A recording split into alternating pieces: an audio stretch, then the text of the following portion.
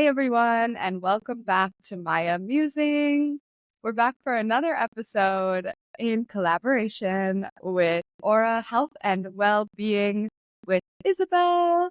And yeah, last week we talked about our origin stories, and today we will be diving into building community in a mindful way when you're moving around, when you're starting over, and yeah, how that looks. Both of us have definitely had experience with this. But before we jump into that, I just want to remind you to subscribe to the YouTube channel and the podcast if you haven't already. And if you're interested in coming to our retreat in April in Bali, and if you want to sign up to know when our retreat goes live, when the openings go live, you can sign up on the retreat page on Maya to be on the wait list. So all that being said, let's get into today's topic, which is building community mindfully. Isobel, you just moved back to New Zealand after quite some time abroad, and you're in the process of building community. How is that looking for you right now? Yeah, it's honestly harder than I thought it was going to be. I think making friends as an adult is quite challenging, but there's been so much beautiful lessons, and I've met some really amazing people out of it. So I feel like when you are looking for community, and especially like the types of people we are, like, you're really open to meeting lots of different types of people. And so I've met different types of people I've been trying to go to lots of different events. So on the weekend, I went to a breathwork and sound healing and met some beautiful ladies there. I went to an online networking female empowerment event and met some brilliant ladies there. And so that's been really wonderful. And it's like kind of the uncomfortable part. So at the moment, like I'm going to my local gym and like saying hi to people and trying to connect with women there and like the local coffee shops. And you do have to have a really open and like vulnerable. You have to be quite vulnerable, especially when you're starting over. So I guess it's probably important to say that originally I'm from New Zealand. Like I grew up here, but I've been out of the country for 6 years. So I spent 2 years living in Canada and then 4 years living in Australia. And then I went traveling and now I'm back home. And New Zealand, a lot of the people my age are doing gap years or year abroad. So a lot of people move to London, especially, and then travel Europe. So there's quite a big age gap. So it's like I'm trying to find my people. And I think once you get to our age or what we've been through, you kind of know your people.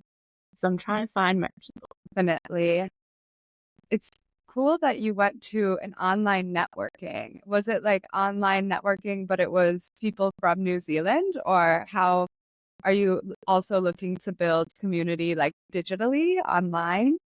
So it was for people who work online, so it wasn't in-person events. I got to meet beautiful people in person. Very cool. But I'd like to build like an online community as well. I think that's super important. I think I've also been building community over and over and over again recently. But yeah, for those who didn't listen to last week, go back and listen. I mean, do, but I'll tell you now too that I I moved abroad when I was roughly 20.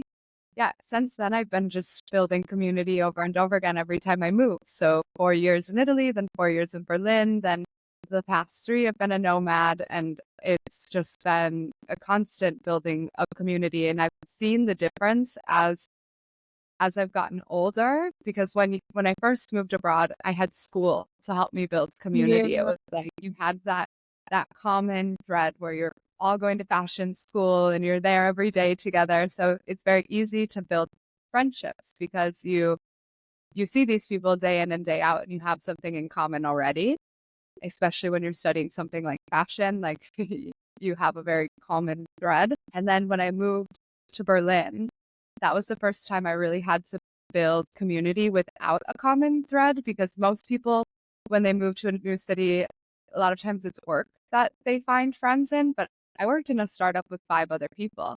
And yeah, I became friends with them, but they became more like family because we were so so small. It was like, after work, you didn't necessarily always want to hang out with somebody from work. And I started dating somebody from there too. So it was like I was constantly with people from work. So I was looking to build community outside of that. But when you don't have any friends, like how do you start building community? And I found in Berlin, yoga was definitely a place where I started building community. That's also when I started really getting into yoga because I didn't have any friends. So I just went to yoga all the time, honestly, every day, basically. And then I also did Bumble BFF for the first time. So, How did that go? Because I've been no, considering doing that. A few of my friends did it in Oz when we lived over there, and like built a little bit of a circle.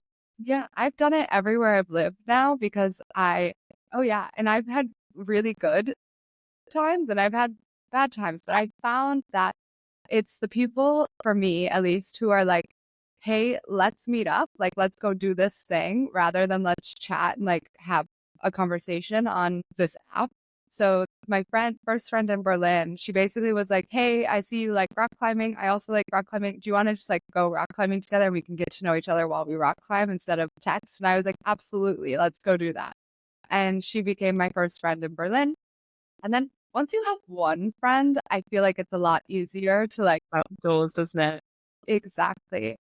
So then it just like spiraled from there. In Berlin, like the community started happening quite naturally. And actually, I remember being moved to tears right before I left Berlin. I threw a big like going away party and I just looked around. I was at a park and I like looked around at all these people and I was like, oh my God, when you got here, you didn't know anybody. Now you have this huge community that you built. And it was such a moment of like, just wow, like, you know, there's people out there that want to connect and you can build this and you can start from nothing and build these deep connections. Yeah, so that was really beautiful and very difficult to say goodbye to. And then yeah, I moved all over the place. And luckily, because I lived in Berlin, which is a very international city, I kind of had people all over the world that I either knew or like had friends of friends. So everywhere I was going, it was like since then, I've basically known at least one person, except when I came to Bali. So everywhere else I went, I knew at least one person, and it was very easy to then build connections. Because if you know one person, you can build a million connections, in my opinion, because it just takes like going out with them and then being open to other people and like building those connections. But when I came to Bali, I didn't know anybody, of course. But I had, again, yoga as a common thread. And so we came together and yeah, some amazing yoga teachers. And yeah, but then after building a small community in Ubud, I moved to Uluwatu, where again, I didn't know anybody. And here again, I did Bumble BFF and made some friends, but I also found going to events. So I've been going to a women's circle every week, and that has been incredible because I've made connections with women who are not always like, it's not like-minded necessarily. Like we definitely have differences in opinions and things like that. But we're both showing up to an event where women are supporting women and we're there to be open and vulnerable. So it fosters deep connection very quickly because you're sharing these like very vulnerable things in the circle. And it's just been a beautiful way to build community. And a lot of the people that are there, I end up seeing, like, even if we don't exchange numbers or like have the intent to become friends, like we've been running into each other all over the place. So I was just at a cafe the other day and this girl was like, you look so familiar. Where do I know you from? And then I was like, so do you? And then we realized we were both at a women's circle together a couple weeks ago. And then we exchanged information, had this beautiful chat. And now, she's a potential friend, let's say. It's amazing. And yeah, the girl who leads the circle is incredible. We see each other all the time now because we go to the same yoga classes. So we've just been on the same thread. And now she's going to come to the training in India with me for the Divine Feminine. So it's just like, if you put yourself out there and you go to these events and you open yourself, like you said, and become vulnerable, it allows the space for people to connect with you and for you to build community, because you have to be out there to build community. Yeah, I'd say there is that piece where you actually have to, like, you do have to go searching for it, and you have to be open, and you have to be like intentional and active. And I think that sometimes where a lot of people kind of just like, oh no, it'll come to me, it'll find me, and it does to a degree if you're open and actively like out there. And I think being intentional also, because it's so easy to just, when you move somewhere new or you're trying to build community and you don't have it yet, it's so easy to just like grab onto the first thing that comes your way or like the first person. And that's not necessarily like your like person. You know what I mean? Like it's friendships are kind of like dating as well. Like there needs to be, they need to inspire you, your friends, and make you like a better person, I think, because there's that theory that you become like the five people you surround yourself with. So it's like when you're building community, you really want to be intentional about who you decide to let into your space. But when you're just starting out, it's so easy to just want people around you, especially if you're an extrovert. So yeah, I think the intentional bit is like being discerning about also who you're allowing in, and not just like taking whoever comes your way. Yeah, definitely. And I feel like that can also take time. Like I Mhm. lived in Perth for 4 years. And like while I still had like a decent group of friends the first couple of years when I was with my ex, it wasn't really until after we split up and I really was intentional about the people and the energy I surrounded myself with that I formed like the most beautiful little gang of girls. Like we had the best little group, and like the friendship formed there was so deep, and we talked about absolutely anything. I would go to them with anything. We had a really beautiful friendship circle, but they didn't happen straight away. You know, it took me that time to find those people. Definitely. It was the same for me in Berlin. Like, I honestly think it takes a good 2 years to build a solid community. It's not something that can just happen overnight. And being patient is so important, because it's like you're building a connection and you can't build something deep overnight. It doesn't happen. Rome wasn't built in a day. I find there's so many parallels here to just like life in general, right? You Mhm. have to be patient, you have to put in the work, you have to trust in divine timing, and that the effort that you're putting in, it will pay off in the long run. You just keep being open and inviting and vulnerable, keep working away, and that's when the magic happens. Yeah, exactly. Exactly. And I think it can be quite challenging to be vulnerable and open and trusting, and allowing yourself that space to be that. But without that, you can't really build connections. You just end up shut off and you're rent alone.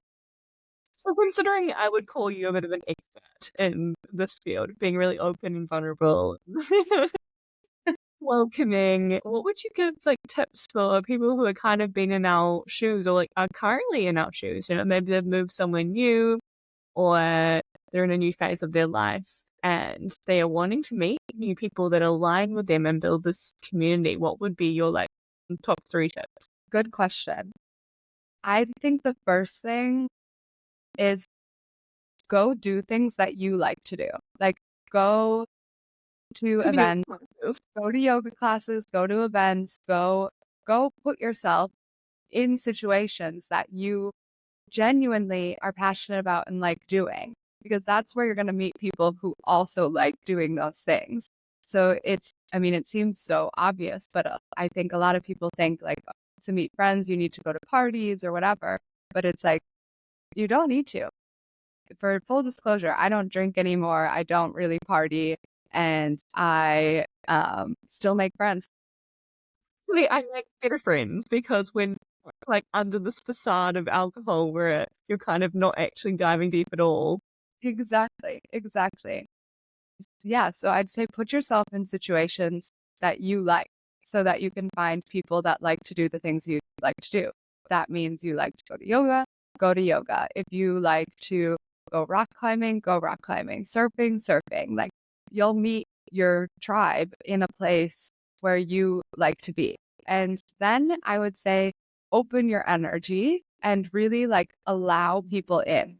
If your energy is closed and you don't smile at people or start a conversation with somebody random at a cafe, nobody's going to just like come up to you if you're sitting there, all hunched over, like frowning or not making eye contact with people. You have to be open and inviting, and you have to just allow yourself to plant the seeds, like allow yourself to just have that small conversation with somebody in a cafe.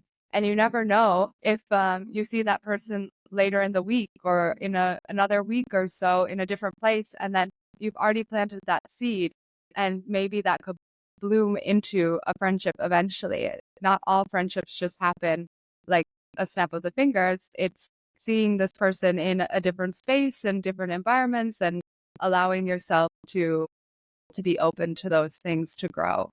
And then I would say third, what else would I say? So I think putting yourself out there, being open and doing the things you like are really the key to building community. And if this is my my third one, if where you are, what you like to do, or the events that you want to go to don't exist, make them happen. Be the person that starts it. And you will not be disappointed because there will be people who are so excited that this is being built in their city or their place as well. And you will automatically have community because those people are going to flock to you because not only is it something they like, but it's also you're starting it, and that's admirable. And people love that. So yeah, I was actually staying in an artist residency in Ubud before I moved to Uluwatu after my apartment was over. I had like a couple weeks before I came down here, and I was staying in this artist residency, and there was all these people from over the world coming in and out of this residency. And there was this woman who was from Finland, and she had lived in the UK for most of her life. And she moved back to Finland as an adult, as I think she was like 40 when she moved back to Finland after living her like whole adult life in the UK, married a guy from the UK, kids, like the whole thing, and then moved to small town Finland, not even like Helsinki, like small town.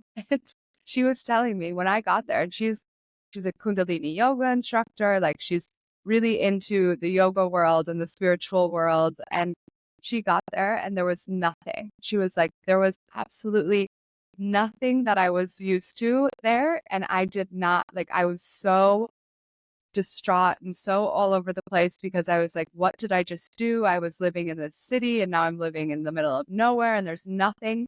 And she just slowly started building it. And now she turned 60 while I was with her actually. And she basically built up this huge community there, and it turned into this like women's support group and yoga and everything. And now she was training people to take it over for her because she wants it to continue, even though she's finished with that chapter of her life. And I just thought that was such a beautiful story because it's like you can take the approach two ways. You can be really upset that something doesn't exist where you are, or you can take initiative and build it, make that community happen. And yeah, I saw the same thing happen in Milwaukee with Kaylee, who I actually interviewed on the podcast. She was the first podcast guest, and she built Ashtanga Milwaukee, MKE, and her cafe, Love Cafe, and it's blossomed into this beautiful community there. And it all happened because the shala that she was practicing at closed because of COVID and it wasn't going to reopen. And she was like, I miss practicing with people and having this community space. And instead of just being upset about it, she made it happen and built this community. And I'm so grateful she did because every time I go home, that's like my little home in Milwaukee of, the things that I love and I'm passionate about that I never knew existed there. Yeah, build it if it doesn't exist. So that's the third tip. What would you say? interesting because I think what you've just talked about is kind of like the three things that I've really been doing. So I'm like actively in this role right now. And I agree that sometimes it's making that one friend, in which once you've made that one friend, everything kind of like opens doors. It's like the domino effect, right? But I definitely think that when you're investing in building a community, like this is going to be your community. So making sure that you are going to events that you really like or doing things you really like and meeting and really being open at those events and outgoing. Yeah, it kind of sucks if you're an introvert. Like I do find that quite a lot harder. I really love one-on-one conversations and group events. It's like a little bit overwhelming, but to make that effort in those events can be like very critical because these are your people. These are the types of people. And when you go into these events, you know that it's already a safe space. So it can really kind of take that fear out of it. And you know, if you're being open and vulnerable to someone else who's also come to this event, I think they're in the same space. So I've had some really positive experiences with making friends at these events. And so I'd say that don't stress too much. You know, it's going to be okay. These gals just want to be, like, they want to be friends with you as much as you want to be friends with them. So I think that's like a really nice reminder. Your energy being open. But I find that I like to visualize kind of when I'm doing that. You know, like we're not going to allow everything in. I don't want all the darkness and badness. So I've got kind of like a two-way energy barrier. So it's open for all good, but I'm also not allowing all the bad. Yeah. Yeah. That's very important. And yeah, being discerning about who you let in is so important when you're building your community. Because, like you said, they're going to be your community. These are the people you're going to spend your time with. And so, do they inspire you? Do they, like, is that a person you want to be around and allow, like, share energy with and allow to influence you? Because your friends do influence you. Yeah. Always thinking about that stuff when I'm with people and yeah, feeling if their energy is inspiring to me or if it is draining me. Like, how do I feel after I hang out with them? Like, am I feeling like so inspired to take on the world or like so happy or uplifted? Or do I feel drained? Do I feel like I need to take a nap? Because I for me, kind of feel like that's like a little friendship or life audit that you should do no matter if you're finding new community or you already have your community. It's like an important thing to do in general, just to start to pay attention to how your energy feels after you spend time with these people. definitely, definitely, because it can also change like as you grow and you Yeah. evolve. It doesn't necessarily mean that everybody around you is going to grow and evolve. And that's not a bad thing. It doesn't mean you have to cut people out of your life necessarily. Of course, if it's like toxic, yeah, cut them out. Like you only have one life. Like don't be afraid to release any negative people. Also, it can just be like a cutting back of how much time you spend with somebody or what kind of situation you want to spend time in. Like maybe you really like somebody in a one-on-one situation, but when you get into a group situation, their energy is too much and overpowering or something, and that's a lot for you. So just always reflecting and taking time to realize how these people's energy and different situations affect you. So being so confident in who you are as well and being able to like when I first stopped drinking alcohol, I was a little bit like, like I don't really drink or like I only drink sometimes. And that's a confusing message to give to people. So then of course they're going to like be like, oh, but you could drink tonight, like let's go out and drink. Or like just have one Buy you margarita. around and you're like, Exactly. Or like, oh, just one shot. But when you go and you're like, no, I don't drink, there's something like really beautiful that happens where people are like, oh, good for you, like that's yeah. amazing. Or, I and think it's really important when you see the people who respect those decisions and those who don't. yeah, It's really interesting as well. that's true. It can trigger some people. That's been enlightening. But I've just seen like a difference in the way where it's like the way that I approach my boundaries and say my boundaries and the way that people respond to it if you're confident in saying it or if you are a little bit wishy-washy in saying it. And if you're confident and you say like, oh no, it's just like, it's not me. I'm not that person. That's not who I am. People tend to respect it a little bit more than if you're like, I don't really know what I'm saying here. Like sometimes I do, sometimes I don't. And that's also cool. But it's like, then be confident in that. Be like, oh, I drink when I want to, or I do X, Y, and Z when I want to. But tonight I don't want to. So it's like being confident in who you are. And I think that comes with age and experience. And I think there's something really like grounding and clear about it that people are generally do like or they are attracted to, because there is no bullshit, right? You know what you're getting, and there's something really nice to be around that energy. Yeah, because it's authentic.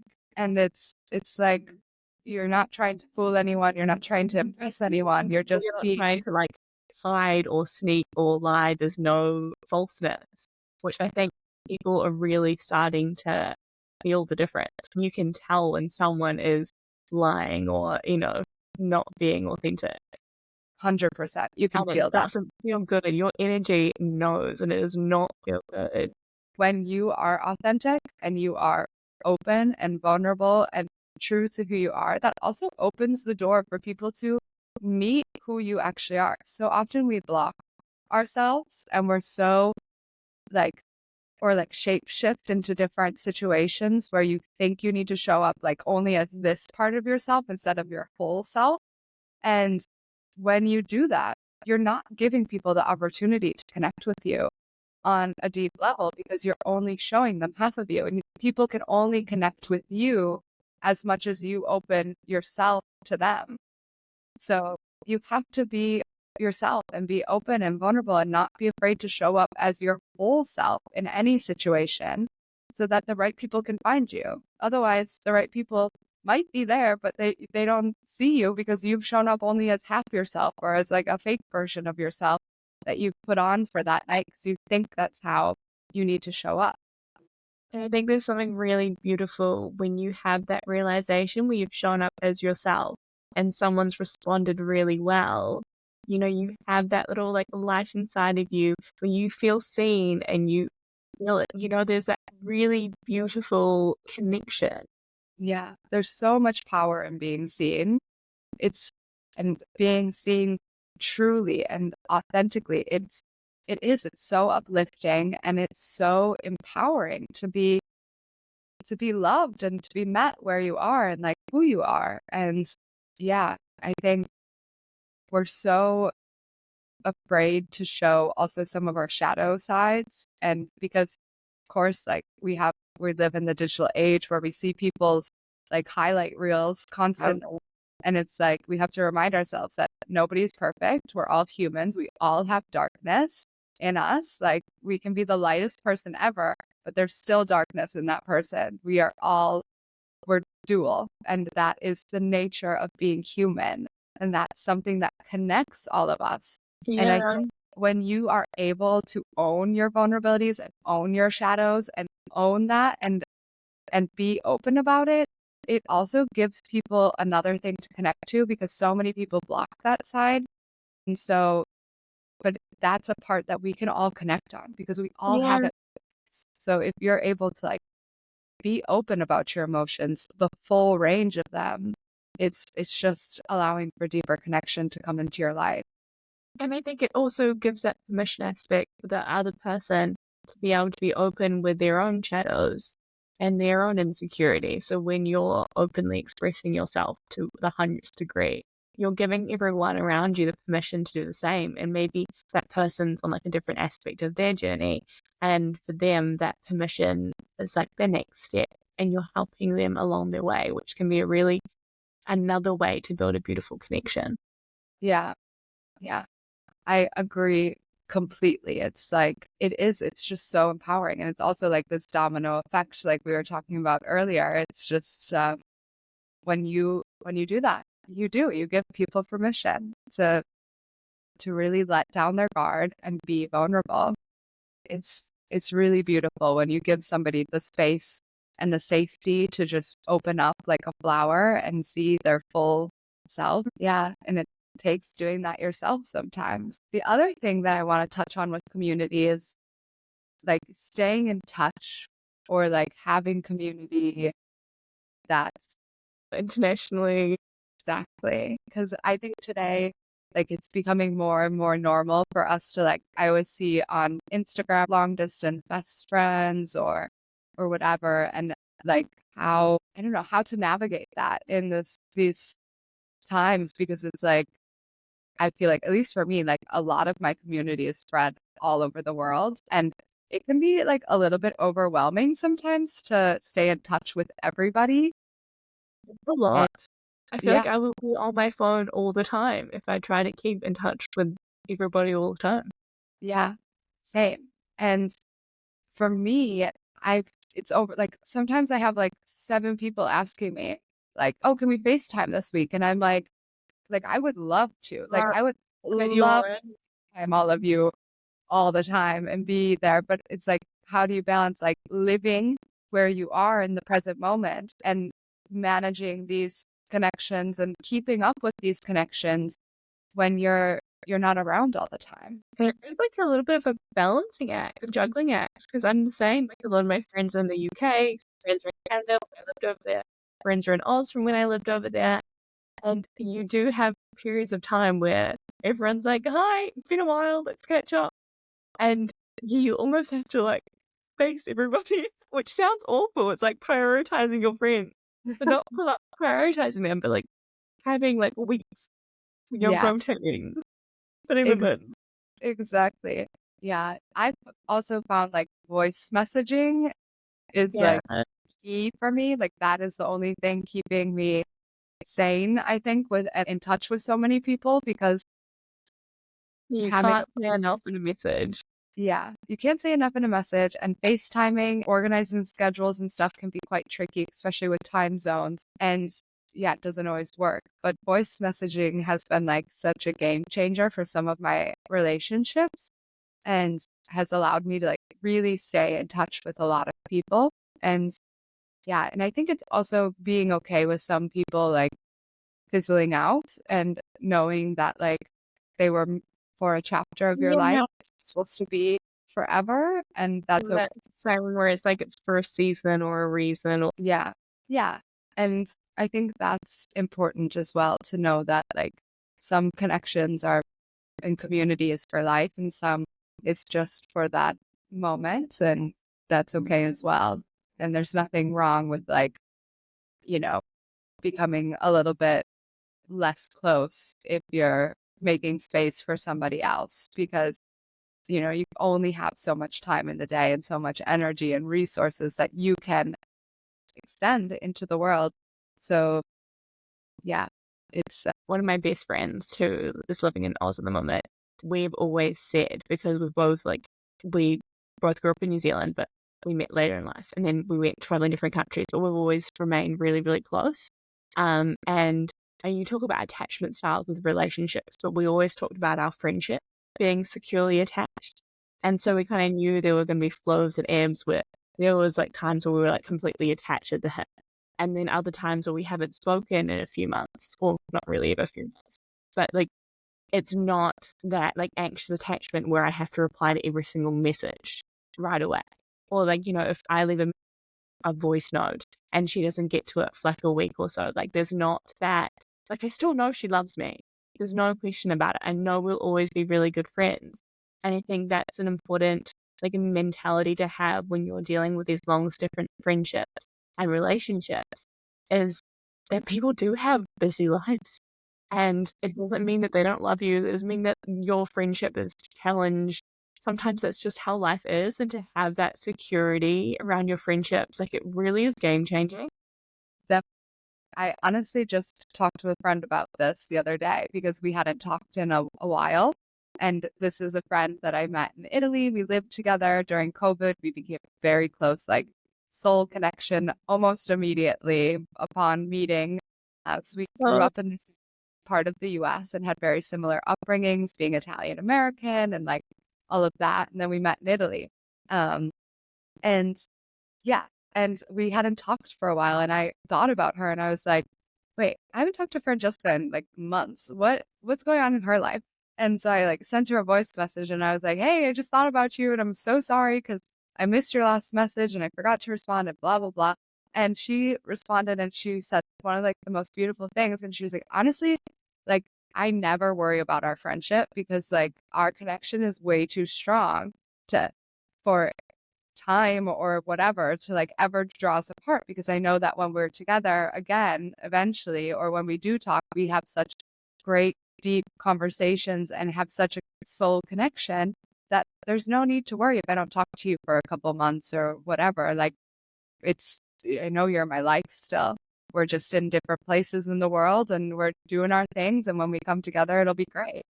I find that's such a key indicator of like a really good friendship. It's the people that you just fall straight back into place with, even if it's been, like years. It's still very Exactly. possible. Yeah, it is. Yeah, I think the older I get, it's like kind of like the low maintenance friends are the ones that are the ones that stay the longest because it's like, yeah, we have busy lives and we're living our own lives and doing our own things. And if we're not in the same part of the world, it's not like we can be like, oh, let's catch up and like, let's go for dinner or like, let's grab a coffee or meet me at the beach or whatever. It's like you don't get to do those like little things. It's like, okay, when you do get to catch up and you do get to see them, you have so much to talk about too. And it's kind of beautiful because it's like, let me catch you up on all of these things that happen. You get to like Oh tell each my other. PowerPoint presentation. And the people who are open to that and are also like, living their life and doing their thing, but still like have this love for you. And so when you get to like come together, it becomes this like beautiful, magical, wonderful catch up of an experience. It's a different kind of friendship than the people that you're with all the time and see and have like the narrative of constantly going through your life with you. But it's still beautiful and it's still community and it's still a connection. It's just a different one. And that's not to say that you can't have long distance friends that you do know their whole lives, because I have a best friend who we've been friends since we were 14 and we stay in touch really well. Like we're always sending each other voice notes and just keeping each other up to date in our lives. And like I know like the date she's going on and like all these things, like sometimes about her like drama with colleagues. And I'm like invested in this life that like I haven't even seen where she's living now. She moved from the last time I visited. She lives in LA. And the last time I visited her, she lived downtown LA. She moved to Los Feliz, LA, like years ago now, but I still haven't been to LA since then because we've been meeting in other parts of the world. And so, like, hear about her life, but like, I've never seen it physically, but I'm so invested in it still because she's one of my best friends. So it's funny because you can like still be part of someone's day to day life, even if you're not there. And it's fun. But you can't do that with everyone. It's like you would go crazy. Yeah, spend way too much time. And that's, again, I think that's the beautiful part is that when you do get to talk to these people, again, if it's been a while, there is so much to talk about and so much to unpack.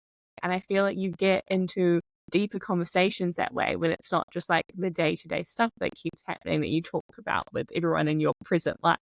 But you get to like go into that next little level, which is awesome.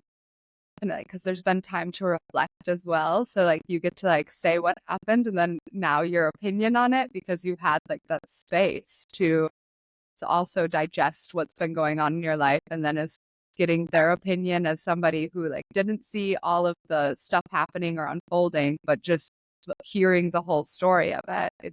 It's interesting. And yeah, it's not to be underestimated though either, like having that global community or like long distance friends. I have And so many couches I can stay on. So exactly. So, and also when you do like need to talk to somebody, you have those people around. at all hours because there are so many different time zones. So it's still a community and it's still beautiful. And I think that was something I realized when I spent some time in Milwaukee, where I'm from, uh, during the beginning of my nomad phase.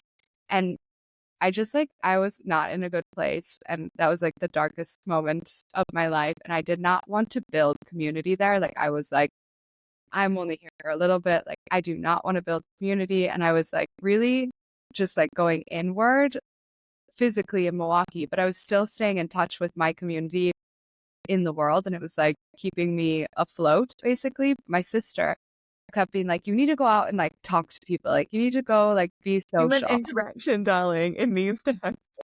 I kept telling her, like, I have really good friends. Like, I'm not worried about that right now because, like, what I'm worried about is more of myself. Like, I'm going through something, and this is the moment where I want to go out and attract people into my life because I'm not in a good place. And I was like, I'm not worried. Like, I have good friends. It's not like I don't have friends and I'm just being like a hermit. It's just that I don't have friends in this physical place right here that I'm in. And right now, I'm not in the space to go and build community here because I'm in a bad place. I'm not going to bring in good energy when I'm putting out bad energy. So, yeah, I think that's also important because it's like, even if you're not there with your community, they still love you and they still support you. Yeah, and I think it, like at the moment, it's coming to that time of year where people are traveling, going home to family and friends. And so I've got a number of really good friends who are coming home to New Zealand who I haven't seen in a little while. And it's so exciting. I'm going to be able to spend time with these like international friends again. I'm really, really looking forward to it. It is so nice to be reunited. And like one of the girls who's coming home, like my older brother and her older brother went to like what we call in New Zealand play centre together, which is like kindergarten. It's like we knew each other out of the womb. So like I'm so excited to see her. Yeah, yeah, it's amazing to see people that have. There's something about the people who have seen you like through You know, all the. oh man. They're like seeing some some not so great versions of me, and you still love me. So But then I yeah, also think that something exciting when you are building a community is you have that space to really show up as yourself now and who you want to be in the future. It's almost like you can kind of pretend to be the higher self that you're working towards when you meet these new people. definitely. Yeah, and it's not to be underestimated, like how valuable these friendships can be that you make in adult life. Because it's like at Oh, some it's point, your friends so. you've known your whole life, like they become like family, and it's kind of like, okay, you're with me for life, and you don't really get a choice. But like people that you meet as an adult, it's like And you both you how have. you choose that. Yeah, you have a choice there. It's like, do you want to let this person into your life? Is this a person that you want to build community with? And you both choose each other, basically. It's beautiful. Yeah. Yeah. 100%. And you have to navigate so many other challenges as adult friendships, like the other things that come into your life as you're an adult, like whether it's like a lot of people have families now and like partners and jobs that are very demanding. Whereas when you're building relationships as a kid or in college or whatever, school age, you don't really have that many responsibilities. So there's a lot of time that you can spend on people and that changes. So when you do make friendships as an adult, it's it's special because it's like I'm choosing to spend my time with you and I'm choosing to invest in this relationship and spend my time on that. Your time is the most valuable thing you have. So, yeah. It's like the most rewarding thing, adult friendships. Yeah, there's so many studies being done and that have been going on for years about how having deep friendships and With connections actually keeps you the healthy. longevity. Yeah. Yeah. Yeah, it's so important. And yeah, and I think today more than ever, there's so much isolation in the world, even though we're all connected, but people are so in their phones and so like just hyper focused on like their digital presence that they forget to interact in the real world. Or like some people, I think with the younger generations, really have a hard time connecting with people in real world. Like they're afraid to make phone calls and things like that. And I'm Yeah. And I think it's one of those things where like you have positive experiences and you can build on those. Every positive experience is like that little nudge to another one and another one. And slowly you're learning that this is really fun and great and so rewarding when you do connect with people. so rewarding. Yeah, I think it is like having good experiences and knowing that most people in the world are good people. Like, I think a lot of times we like, have experiences as kids or like as teenagers where maybe you like had a bad experience with a friend or like there's like, kids are mean, like kids are not Yeah, nice. And there's I lots of know. bullying and There's so like, much drama in school and unnecessary things. but people grow up and that doesn't like people don't interact in the world like that as an adult. At least most people um are genuine and good people. So it's like putting yourself out there and allowing yourself to be vulnerable so that you can find the people. You start to learn that like not everyone's your person, but not they're people aren't normally just malicious and trying to like hurt you. So Yeah, people who generally actually just don't care. exactly. People are very self-centered for the most part. So I think that's like the general thing that like I've learned and what has given me also like a lot of confidence is like no one cares what you're doing. Like you care what you're doing because we're all focused on ourselves for the most part. So like it's like you're at the beach and you're self-conscious. Like, most of the time people aren't even looking at you. So it's like Go why do do your you thing anyway. yeah, exactly. It's like I used to be afraid to like film in public and I yeah, but like then I realized no one cares what you're doing. Like no one's looking at you. You are not the center of their world. You're just the center of your world and they're the center of their world. And they're probably thinking like, "Oh, what is she thinking about me?" And like, it's like we're all Yeah, just thinking, "What is everyone else thinking about me?" exactly. Like at the moment where I'm living in New Zealand, there's not a local yoga studio. So I've been doing yoga in my gym, my local gym. And like that looks really weird. And at first I was really uncomfortable. But when you're in the gym, everyone's working on their own. Like they're looking at themselves in the mirror. They don't care what Exactly. you're doing. They only care about themselves. So Exactly. I'm doing my own thing. And like I get an amazing workout from it. I feel Yeah. amazing post yoga. Yeah. It's so funny because we do all think like, oh, are they looking at me? Are they judging me? And it's like, no, they're thinking the same thing probably. Like, is Yeah, she no, they're looking just at me? judging themselves, really. Exactly. We're so hard on ourselves. Yeah, And necessarily so.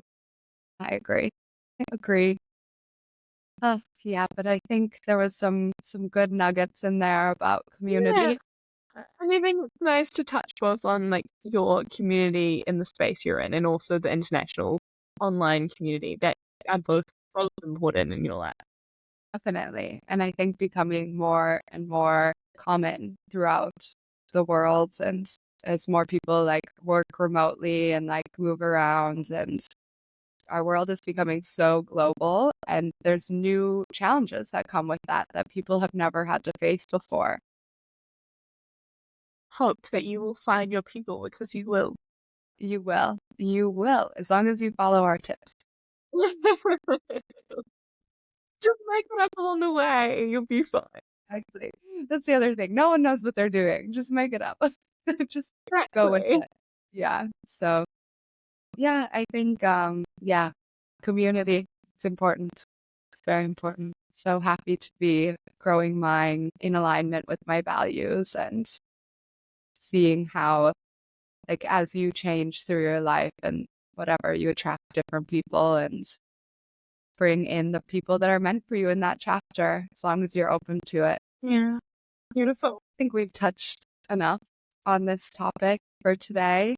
And I hope you guys, as the listeners, have received something out of this conversation. If you did, feel free to comment and let us know, or if you have any questions, you can reach out directly or comment directly on the podcast or on the YouTube version of it if you're watching online. And yeah, if there's anything you want to talk about or you want to hear us talk about, feel free to let us know. We're always open to that. And yeah, is there anything you want to add? No, just thanks for listening. And I hope that if you took anything away from today, just how important community is and to be yourself and you'll find your people. I think it really is like a hope perspective, it's going to be great. Yeah, definitely. I think that is one of the biggest takeaways, I would say, is being vulnerable and being authentic and being you and just trusting that the universe is going to I send feel like you. every message is trust the universe. Be yourself and trust the universe. That's it. Yeah, yeah. Nothing Master. to, It's true, but it's scary. It sounds simple, but it's not easy. well, that's the same with everything in life. Everything is simple. It's not easy. Yeah, exactly. Exactly.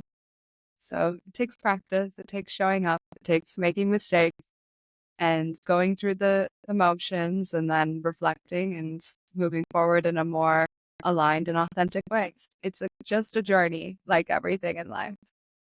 All right. Well, we will be signing off and we will see you next week for another chat. And yeah, thanks for tuning in and enjoy the rest of your day. Bye, everyone.